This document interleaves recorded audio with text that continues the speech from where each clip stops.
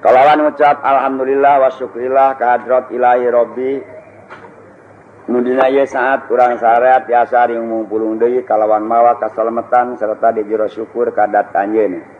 Samuga Gusti Nu Maha Suci kana sagala amal perbuatan urang sareat ditampi kalawan karidoanana serta dibales kalawan pembalasan nu sampurna tibatan amal perbuatan urang sareat nu balukarna husnul khotimah.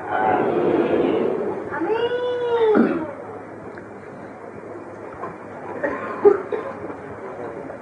Nu sahubungan jeung nu panerangan diterangkeun bieu ku Ajengan Mansur tina soal ngadua ngangkatkeun leungeun kalawan make alasan sabaraha hadis.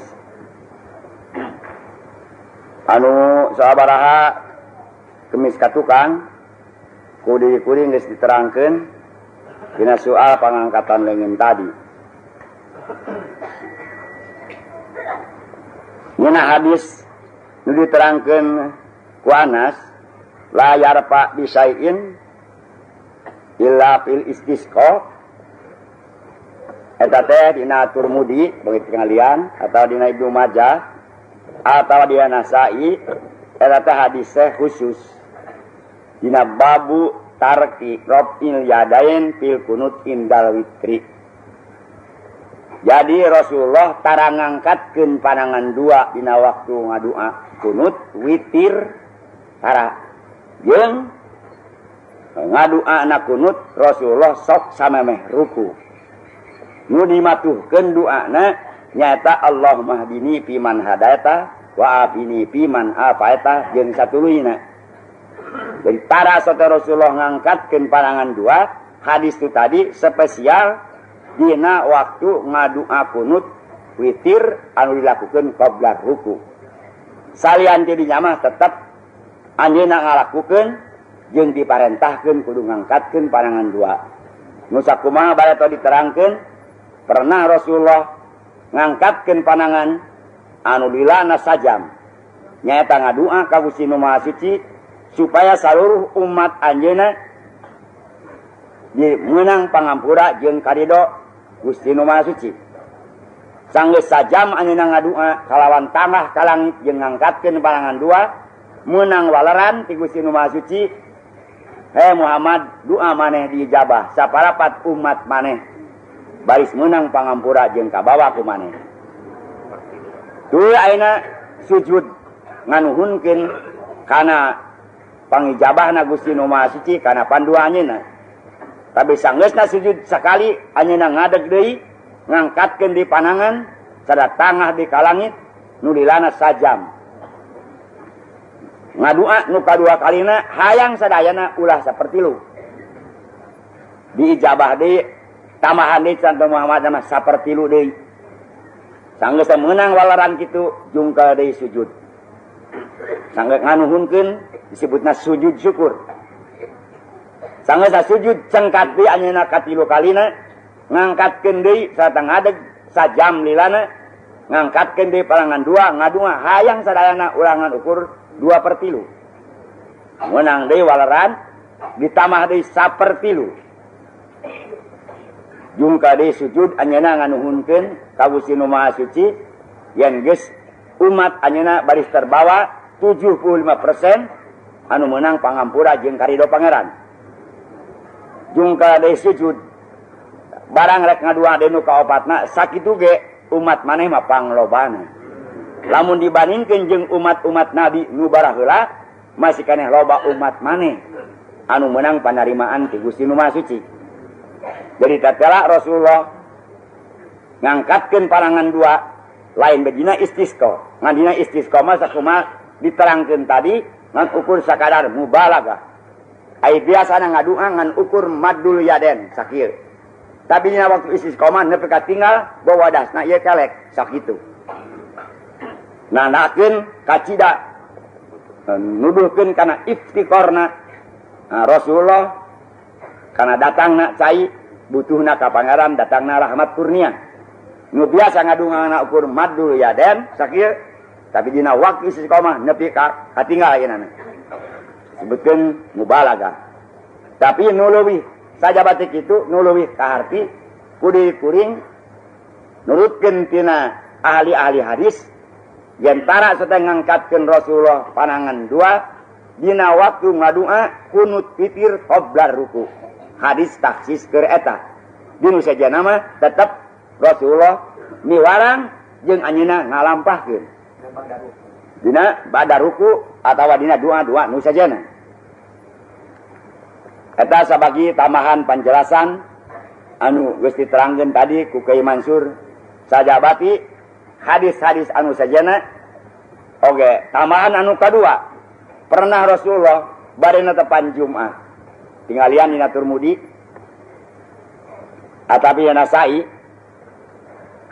Pernah Rasulullah narima protes di para sahabat. Nu kejadian musim ketiga. Nu harita Rasulullah bade khutbah Jumat. Cah Gusti atuh supaya engke dina khutbah nyuhunkeunna ka pangeran supaya ulah ketiga nu tadi kieu supaya diturunkeun hujan cek Rasulullah. Dina waktu ngadua Rasulullah keur waktu khutbah tuluy ngadua nyuhunkeun hujan. Pananganna diangkatkeun lain dina istisqa. Sehingga hujan ngadak harita keneh. Gilana saminggu ajar-ajaran nu teu aya hingga. Atuh sahabat unjukan ge Gusti seueur teuing hujan teh jeung galade teuing. Sehingga pepelakan-pelakan oge ruksak. Imah-imah oge seueur nu runtuh. Supaya nama dipasian teh hujan anu sedeng we ulah kieu.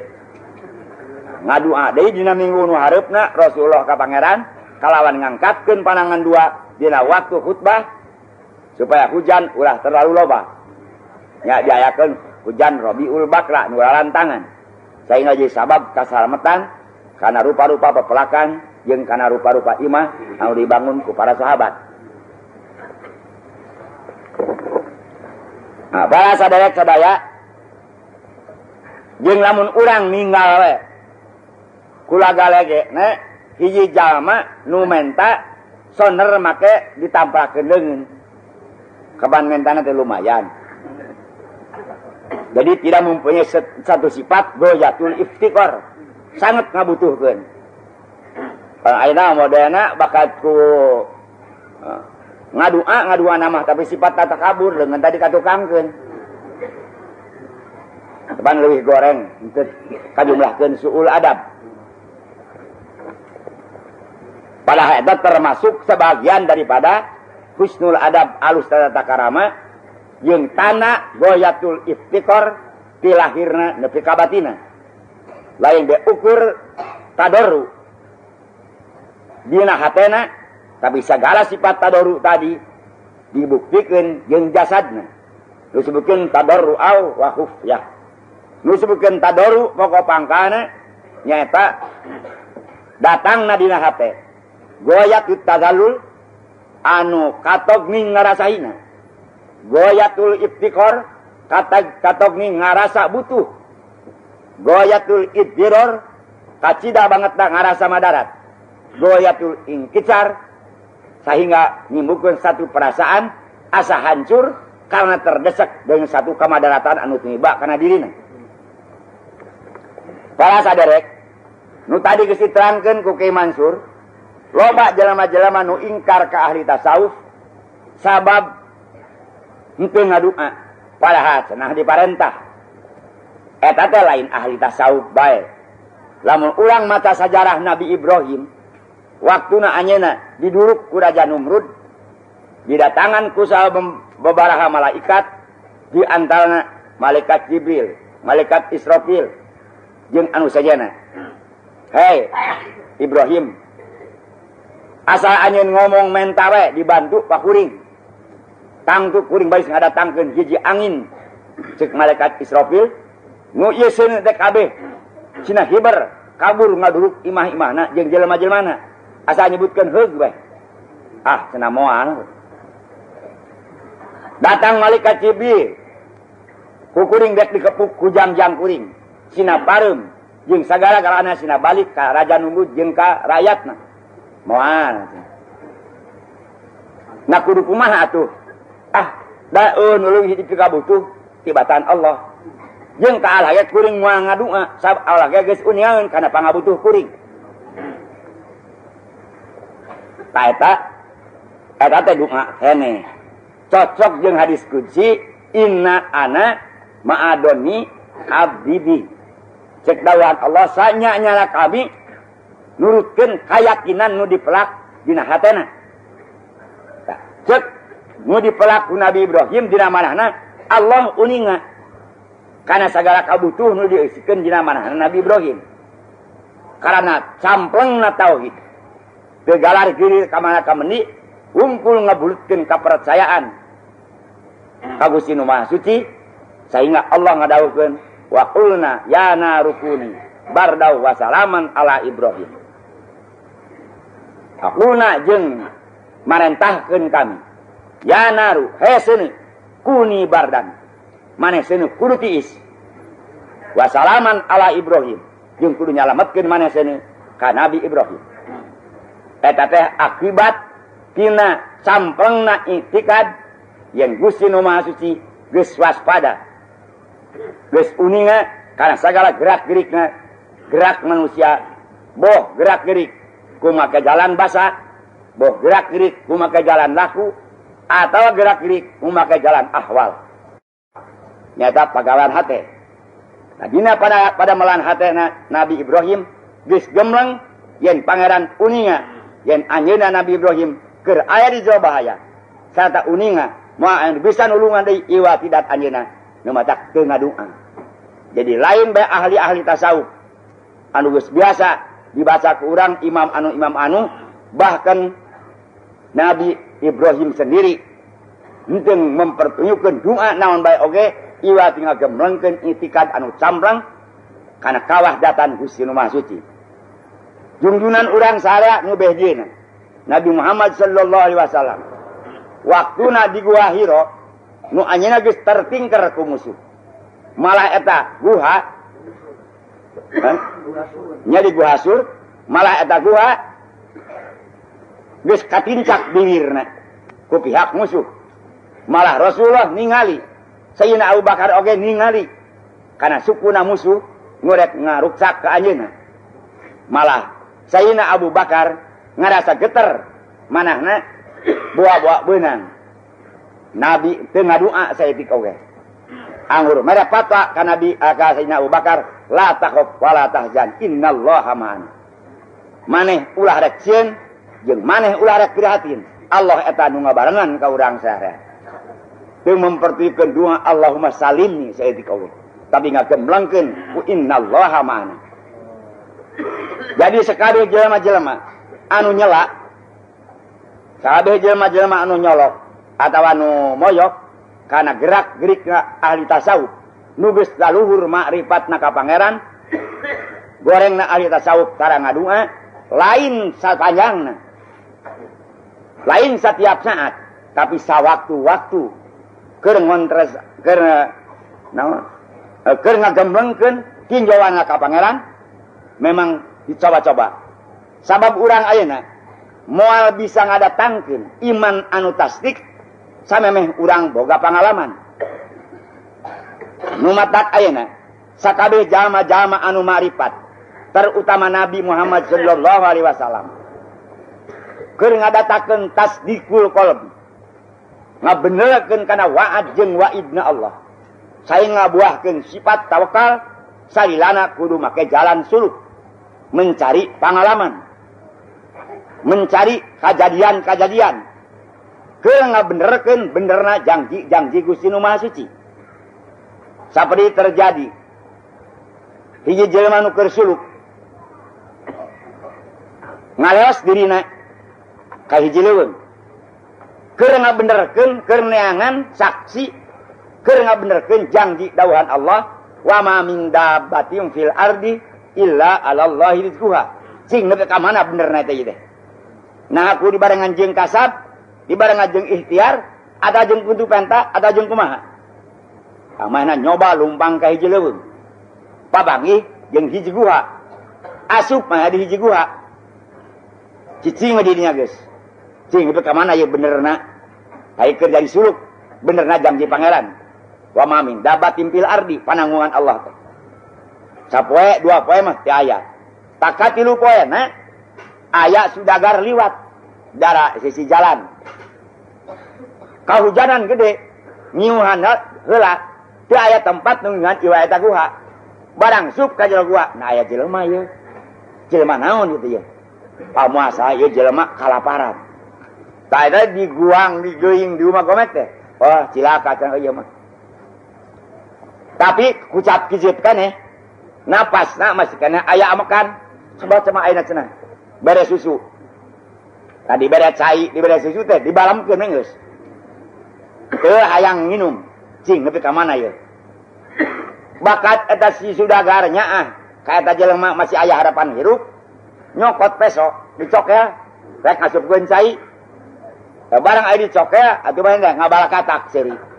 Atuh ini ngajag-jag cilaing teh euy. Nanyinam ke kilat. Nah, baru mana nyarita kuring teh keur nyoba-nyoba benerna janji pangeran wa ma min dabatin fil ardi illa 'alallahi rizquha. Bet bener geuningan kieu. Sakitu kuring embung dipaksa ku anjeun nepi ka disokel. Nu mata kuring seuri yen papangih jeung bener pikeun ngabenerkeun dawuhan pangeran wa ma min dabatin fil ardi illa 'alallahi rizquha. Atawa Ibrahim bin Adham. Ibrahim bin Adham hiji raja anu paling terkaya. Resepna moro. Berang tengah-tengah perjalanan maya narek dahar dileuweungkeun moro teh. Rotina dipaling ku gagak.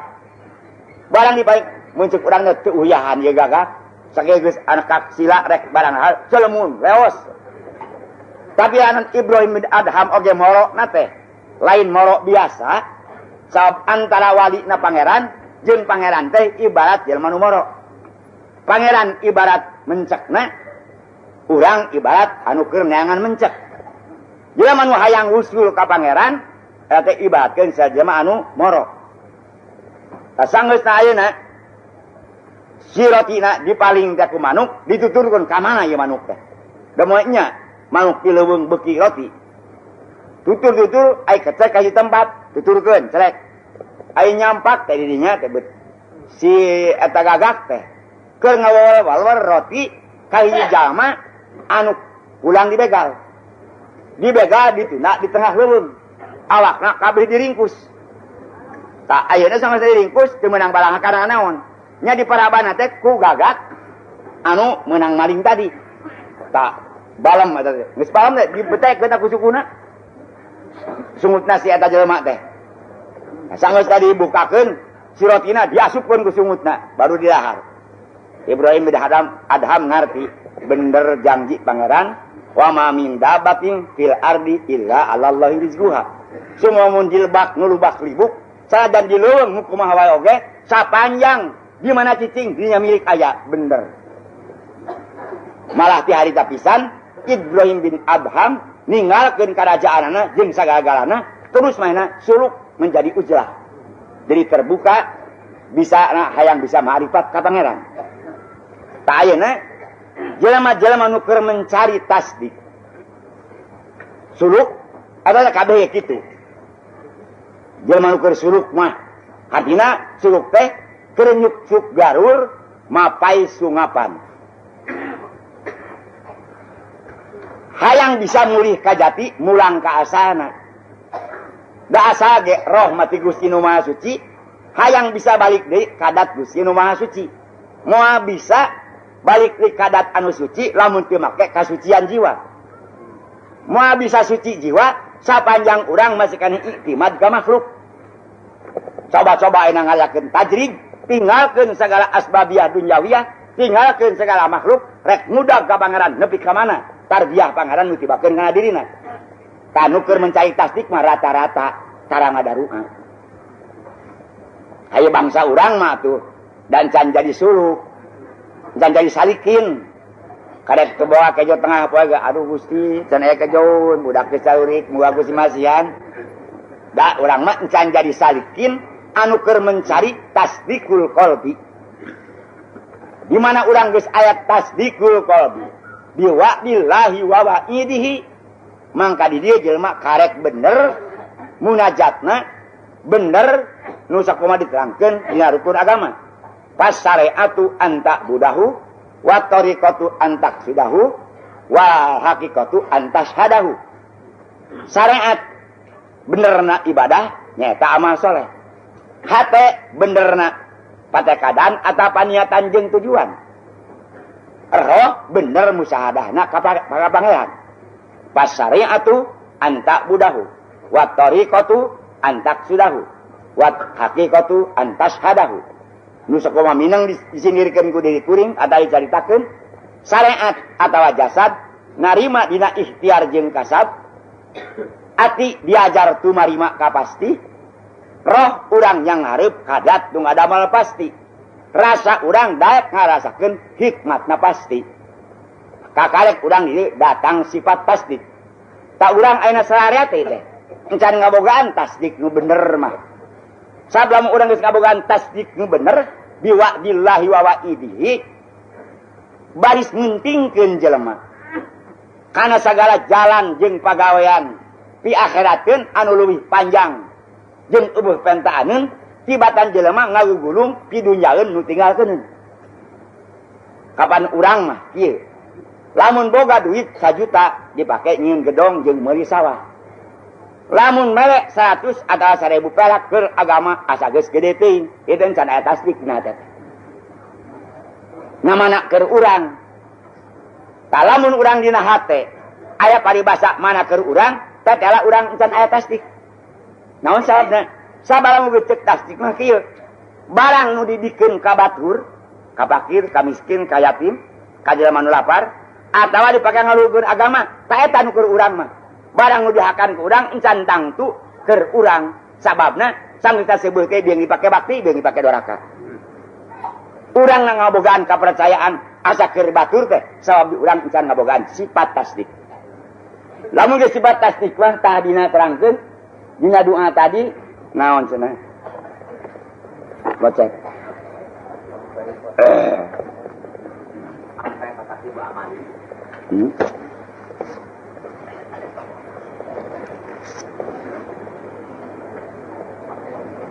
Di dia ayat disebutkan ilahi ma'atopaka bi ma'awini jahli wa ma'arhamaka bi ma'akobihi jahti. Cek ibnu atau ilah waktu unjukan ka pangeran ku alus-alus nabatur he pangeran abdi gusti tedat anu geus kacia pisan di kawalasna ka abdi bari abdi kacida pisan loba na kabodohan hirup abdi teh kacida bodoh. Tapi Gusti mah mikawas wae ka abdi. Wa ma arhamaka bi ma aqabi pali atawa pi'li. Kulas asihna Gusti sakieu abdi jalma tukang doraka make dihirupan keneh. Jabati dihirupan dibere dahareun jeung pake jeung rupa-rupa nikmat. Padahal lamun ngukur kana doraka urang lain ukur pare ku beurit, beut dihirupan untung teuing urang sia kieu. Lain ukur rugi dagang. Ku ngingetkeun ku dorakana urang ka pangeran teu bisa syukur. Beut ku dihirupan ge, teu ditinggang ku gunung, aduh untung pisan. Tapi karena leuwih welasna Gusti nu Maha Suci ka diri urang, sakieu urang doraka ge keun sugan isuk, sugan pageto, sugan ke anak incuna aya kaelingan, teu walawe dibere hirup jeung kahirupan anu sapadan jeung janji nu geus janjikeun ku anjeunna. Tadi dia nu disebutkeun lup kawelas pangeran. Cek jelema teh ayeuna nu kurang waspada, na kumaha cenah pohon alam teh duit hese. Beas mahal. Cek urang teh kitu ngomongna. Mangkani usaha segala salah. Aduh kumaha tah. Nu disebutkeun kawelas pangeran mah di dinya. Dohiruha jalalun wa batinuha jamalun. Dohir nama hese capek neangan duit mahal beas. Ujam iem kadang-kadang nu melek tadi dinya pisan kawelasna pangeran. Dohiruha jalalun pirhatin. Tapi wabatinuha mah jamalun. Sugan mah jelema teh aya kaelinganana. Sugan jelema teh aya kasadaranana. Pangna kieu teh tetela sing balik kana dosa urang sorangan. Sabab wa ma ahlaknahum ilamin dunubihim. Itu ngaruksak kami ka jelema angin kabeh sabab dosane. Atawa dina Al-Qur'an disebutkeun doharol fasadu fil barri wal bahri bima kasabat aydinas liyudhiqahum ba'dal ladzi amilu la'allahum yarji'un. geus deuhi karuksakan di darat jeung di laut. Jatuh udara, sergerem kapal, ngubi di aradu, jelema pararaeh, pare-parena ku bareurit, ku kungkang, bermacam-macam. Naon sababna? Supaya areling jelema. Maka sahabat aya di nas liwi kaum badol aling. Supaya jelema-jelema aringet yen pagawean urang teh goreng. Heug boga saladar hayang baralik ka Allah. Hayang bener turut perintah Allah. Tah sugan kitu pangeling-eling eta teh. Lain kudu aral subaha. Takeur jelema-jelema nu geus ma'rifat ka pangeran, datangna satu alam jeung satu nasib, ka dieu urang nu dipandang malang, nu dipandang rugi, lain kudu tamah aral subaha. Tapi kudu balik eling diri urang kapan oduh ka welas pangeran. Mun aing ayeuna dibare untung dagang, mah burung teu siga Cina nu garero. Amurasut amuradu jahat buasna ngajalankeun sagala perkara bet untung we hayang ge goreng bekelna cicing pada alus keneh kitu. Alus keneh hayang goreng bekelna tibatan loba bekel tuluy goreng. Sanajan ayeuna jelema eureun tina goreng sabab bekel alus keneh naon sababna? Sabab demi lampah kana dolaka sanajan nya moal diganyar. Abdi mah kulan itu da bawa sirena geus kolot tah eta mah lamun jelema boga pikiran eureun tina salah sabab geus kolot eureun teh teu diganyar sabab lain turun parentah faedah kakolotan jadi ayeuna nurut kana adat kolot jadi urang ayeuna keur mah nya kolot kitu kudu ditamahan watako nomor hiji abdi teh turut kana parentah jeung ngajauhan larangan nomor kadua atuh era urang geus kolot alus samun kitu ayo ukur jampe kolot unggul mana torogan sama. Ayeuna urang geus paribasa Allah kuan geus kolot na barang neda ge. Ah saeutik pisan. Tah ada niatan atuh. Ulah padah ka tadi ku kolot. Pepeurieunna pulan baheula abdi teh. Dahar teh saseubeuna. Da ayeuna abdi teh geus kolot ngejeuna turut parentah Allah dikurangan sare dahar teh. Alus teh. Tapi lamun ka tadi ku kolot unggul cakaplah. Sagala